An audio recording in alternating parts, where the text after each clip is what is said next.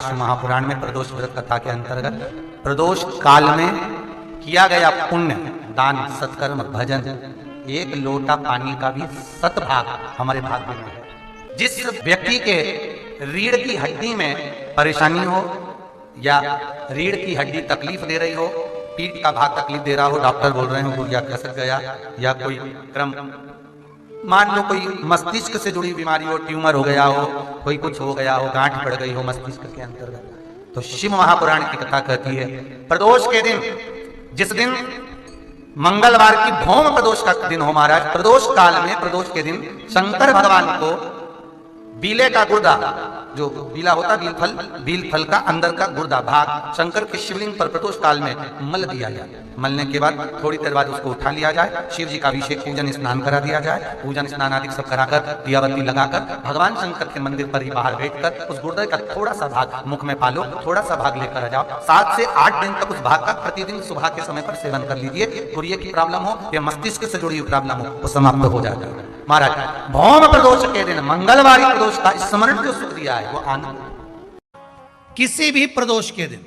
प्रदोष काल में एक बार लगा दे, उसके बाद में अपनी कामना कर कर बेलपत्री एक छोटा सा उपाय अवश्य करिएगा। अगर बच्चे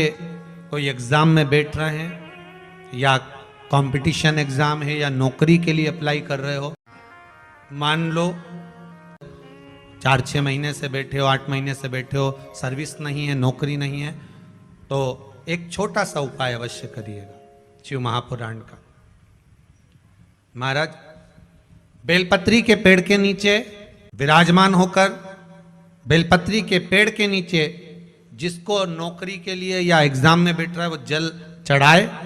बेलपत्री के पेड़ के नीचे थोड़ा सा दूध चढ़ाए, फिर जल चढ़ाए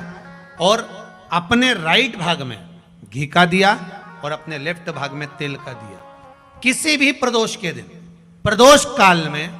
एक बार लगा दे, उसके बाद में अपनी कामना कर कर बेलपत्री के पेड़ के नीचे धोख लगाकर प्रणाम कर कर आ जाए और चले जाए इंटरव्यू के लिए, बाबा उत्तीर्ण करा ही देगा, नौकरी दिलाए। जिस दिन रविवार की प्रदोष पड़े उस दिन एक लाल वस्त्र में पीली सरसों रखकर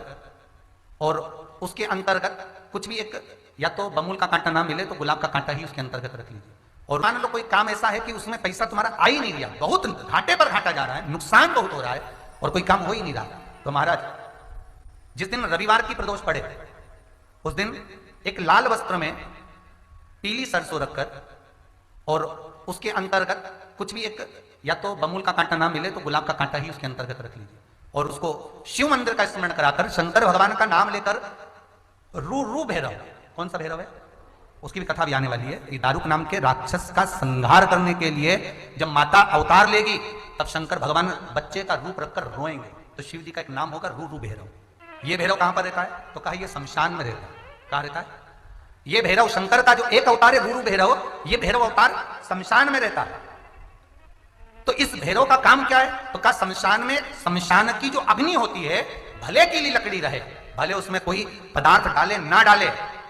थोड़ी देर में वो अग्नि रू आवाज, हल्की सी शमशान की जो अग्नि जलती है उसमें एक आवाज आती है। आप ऐसे कोई अग्नि जलाएंगे ना उसमें आवाज नहीं आई, ध्यान देना। हमारे शमशान में अगर जो लोग गए होंगे मुर्दा जलाने के लिए, तो अगर वो एकांत में बैठेंगे तो उसमें से एक आवाज आती है रू रू रू। तो शिव पुराण कह रही है कि उस सरसों को, कांटे को रू भैरव का नाम लेकर जिस व्यापार जो नहीं चल रहा है, दुकान जो नहीं चल रही है, उस दुकान के सामने, उस व्यापार के सम्मुख में उसको जला दिया जाता है। ये करा जाता है रवि प्रदोष के दिन महाराज। कौन से प्रदोष? रवि प्रदोष के, जो सुख का भान कराती है, व्यापार की उन्नति के लिए, समृद्धि के लिए, लक्ष्मी के लिए इसका प्रयोग किया जाता है। तो यहां पर दारुक नाम का जो असुर है, दारुक नाम का जो राक्षस है, उसका एक ही कहना है कि मैं मरूं, मना नहीं है ब्रह्मदेव पर, वो मरने का। नंदी का एक पांव जो ऊपर होता है, आप लोग दर्शन करे होंगे शंकर जी के मंदिर में नंदी के, तो नंदी का एक पांव उठा हुआ होता है, एक पांव नीचे की ओर होता है। हड्डी से जुड़ा हुआ रोग, नेत्रों से जुड़ा हुआ, मस्तिष्क से जुड़ा हुआ कोई रोग रहता है तो एक नीले कलर का फूल आता है महाराज, उस फूल में हल्दी डालकर गुरुवार का प्रदोष पड़ने पर जो नंदी के पांव के पास समर्पित कर देता है महाराज, उसका रोग धीरे धीरे समाप्त होने लगता है। लिंग पुराण कहती है कि नंदीश्वर भगवान के सामने जो पुष्प समर्पित करा जाता है उसको, ये तो लिखा था स्कंद पुराण और शिव पुराण, लिंग पुराण कहती है जो फूल आपने समर्पित करा उसको लाकर पानी की बाल्टी में डालकर आप स्नान भी कर सकते हो, उससे भी हड्डी के जितने रोग होते हैं उसमें आराम लगने लगता है। जैसे कहीं शरीर नहीं चल रहा, हाथ झुन्न पड़ रहा है, हाथ काम नहीं कर रहा, हाथ में झुंझुनी आ रही है, कंपन आ रहा है, जैसे मान लो कोई काम, चाहे वो शनिचरी प्रदोष हो, चाहे रविवार की हो, सोमवार की हो, मंगल की हो, बुधवार की हो, गुरुवार की हो, शुक्रवार की हो, शनिवार की हो, कोई भी वार की हो, प्रदोष काल में शाम का समय सूर्य डूब रहा हो, बस डूबा ही हो, और उस समय पर केवल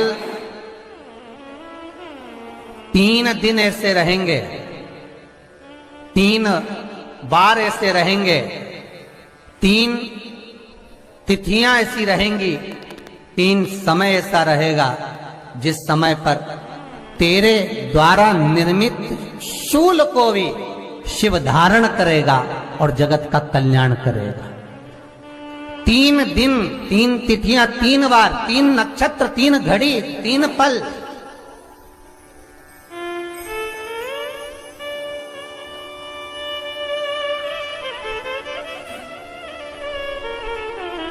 जिसमें बाबा शूल भी धारण करते हैं, और शूल अकेले धारण नहीं करते महाराज, जो धतूरा होता है ना, दर्शन करें धतूरे के, कांटे कांटे सा होता है धतूरा, तो वो धतूरे के साथ में बाबा शूल धारण करते हैं, बेलपत्री के शूल को। ये बहुत बहुत आनंदमय कथा है महाराज जी, जिसके जीवन में हमेशा कांटे ही मिले हैं। बेटी बड़ी हुई तो घर में मायके में दुख देखा, और मायके से गई ससुराल में तो ससुराल में दुख देखा, ससुराल में भी दुख देखने के बाद में भी पति को बहुत कुछ काम खुलवाया, बहुत धंधे खुलवाए, नौकरी लगवाई, पर वो पति बार बार छोड़ कर आ गया, बार बार तकलीफ भोग रहा है, बार बार कष्ट भोग रहा है। फिर थोड़े दिन काम करता है, थोड़े दिन छूट जाता है, फिर व्यापार में बढ़ता है, फिर छूट जाता है, फिर कोई दुकान खुलवाई, थोड़े दिन अच्छी चली, फिर वापस वहीं घर पर आकर बैठ गया, अर्थात उसके जीवन में वो शूलता चल रही है। तो बाबा देवाधिदेव महादेव कहते हैं, ये 3 घड़ी, 3 पल, 3 नक्षत्र, 3 समय, 3 दिन में जो शूल मुझे समर्पित करता है, उसके जीवन से मैं शूल हटा देता हूं। वो 3 दिन लिखे स्कंद पुराण।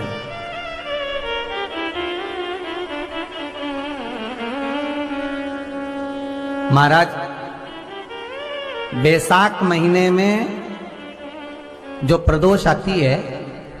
बैसाख के महीने में बहुत ध्यान से सुनना भाई, जो अपनी जिंदगी से बहुत तंग आ गए हो, परेशान हो गए हो, कष्टमय जीवन जी रहे हो, बहुत दुखी हो गए हो, उनके लिए ये स्कंद पुराण का चरित्र फिर मिले ना मिले, आप प्रेम से सुन लो भाव से। पहला,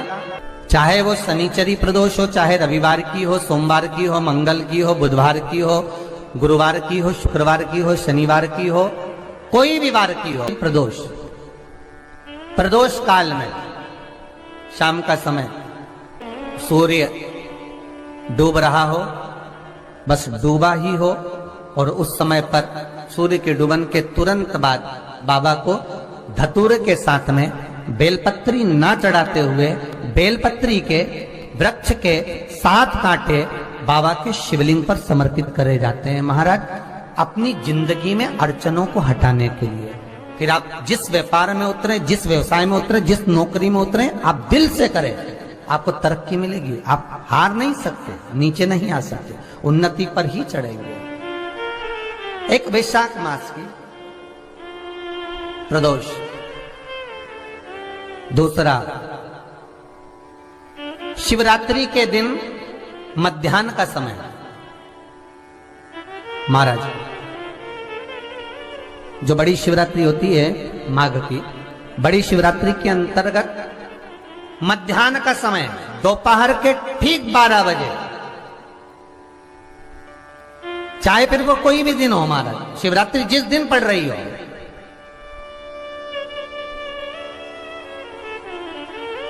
उस दिन भी धतूरे के साथ बाबा को 7 कांटे बेलपत्री के वृक्ष के समर्पित होते हैं महाराज। इसमें आप ये वाले जो कांटे हैं, जो शिवरात्रि के दोपहर 12 बजे वाले हैं, अगर कोई मदिरा पीने वाला हो, व्यसन में डूबने वाला हो, कोई जुआ खेलने वाला हो, कोई गलत वैश्यावृत्ति करने वाला, या अपने मार्ग से विचलित कोई व्यक्ति है, उसके लिए भी ये कांटे बहुत काम आते हैं महाराज। दूसरा, पार्वती तेरे द्वारा तेरे नयन अश्रु से जो प्रगटा हुआ बेल का वृक्ष है, द्वितीय शूल मैं वहां धारण करता हूं। तृतीय शु, तीसरा शु जो वर्णन करा गया, महाराज भगवान श्रावण के महीने में जो भी दूसरा सोमवार पड़े, जो भी पड़े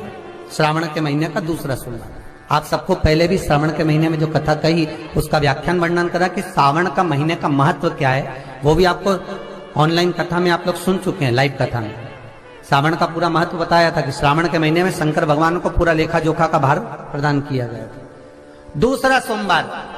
श्रावण के महीने का जो दूसरा सोमवार होता है, उस दूसरे सोमवार में रात्रि के समय पर, अर्थात शास्त्र अब घड़ी और पल का स्मरण करेंगे तो रात्रि के बजेंगे 10 से 12 बजे, महाराज 10 से 12 के बीच में धतूरे के साथ बाबा को शूल समर्पित होता है। महाराज ये भी हमारी बाधाओं को, हमारी तकलीफों को, व्यापार व्यवसाय के लिए, नौकरी सर्विस के लिए, बहुत सारे एग्जाम में आप बैठ लिए, गवर्नमेंट एग्जाम के लिए बैठ लिए, नहीं हो रहा, ये 3 बार मेरे शंकर को बेलपत्री के वृक्ष के शूल समर्पित होते हैं, उसका आनंद पाना।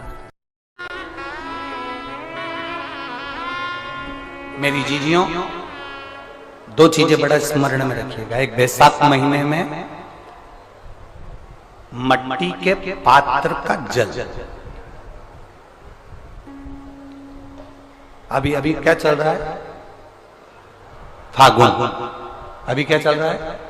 फागुन। जब बैसाख का महीना आए ना,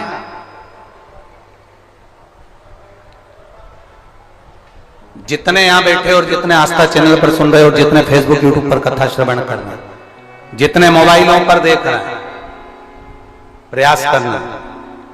बैसाख के महीने में मिट्टी के पात्र में जो रात्रि भर जल रखा हो, मिट्टी के पात्र में, अगर आपके पास में घड़ा हो, हंडा हो, नी हो, तो दिया हो, दीपक हो, कुल्लड़ हो, कोई भी तुम्हारे पास में जो मिट्टी का पात्र, उसमें जल भरना। वो जल बैसाख के महीने की किसी भी सोमवार के दिन, किसी भी सोमवार के दिन, बैसाख महीने या किसी प्रदोष के दिन या बैसाख महीने के शिवरात्रि के दिन, वो मिट्टी के पात्र का जल अपने घर के प्रत्येक व्यक्ति का स्पर्श कराकर उस मिट्टी के पात्र के जल को तांबे के पात्र में डाल लीजिए और घर के प्रत्येक व्यक्ति का स्पर्श करा लीजिए और शंकर भगवान पर कुंदकेश्वर महादेव के नाम से समर्पित करिए। कुंदकेश्वर महादेव, कभी जीवन में पीछे पलट कर देखने की जरूरत नहीं पड़ेगी, आप उन्नति की सीढ़ी की ओर बढ़ते चले जाओगे। बैसाख महीने में मट्टी के पात्र का जल भगवान शंकर को समर्पित होना चाहिए, उसका सुख हमारे जीवन को एक आनंद फल प्रदान। जैसे कहते हैं ना, कोई अच्छा मिले ना मिले, धन मिलने से कोई भाग्यशाली नहीं होता,